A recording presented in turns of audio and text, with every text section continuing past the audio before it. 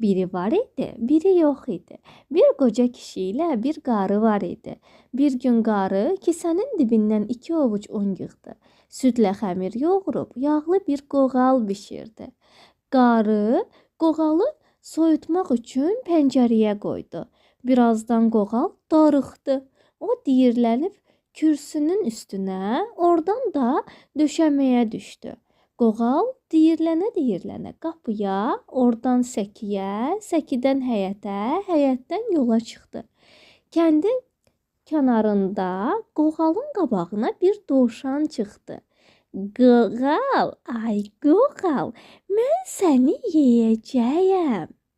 Məni yemə, qulaq as, sənə nəğmə oxuyum. Unudum qoğal olmuşam, süd ilə yoğrulmuşam. Qızarmışam yağda mən, tez qaçmışam nənədən. Özümə yol açmışam, babadan da qaçmışam.